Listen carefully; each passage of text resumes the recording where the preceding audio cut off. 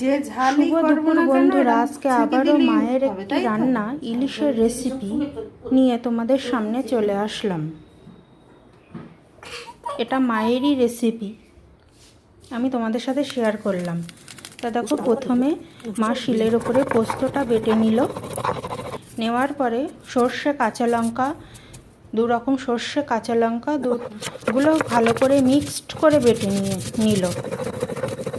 তারপরে কড়াইতে তেল দিয়ে তেলের উপরে মাছগুলো, ইলিশ মাছগুলো দিয়ে দিল।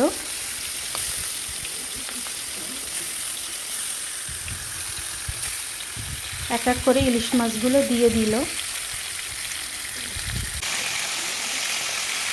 তারপরে সর্ষে কাঁচা লঙ্কা যে বাটা ছিল সেটা ধুয়ে উপরে মানে সিটিগুলো বাদ দিয়ে, সর্ষের মানে সিটিগুলো নিচে পড়ে গেছে, তার উপরে ধুয়ে দিয়ে দিচ্ছি। দিয়ে দিল সিটি, এই যে সিটিগুলো।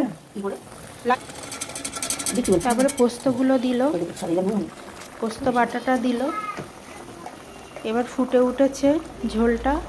ওর উপরে হলুদ গুঁড়ো, কাঁচা সর্ষের তেল দিয়ে ঢাকা দিয়ে দিল। তারপরে ঢাকা খুলে রেডি ইলিশ মাছের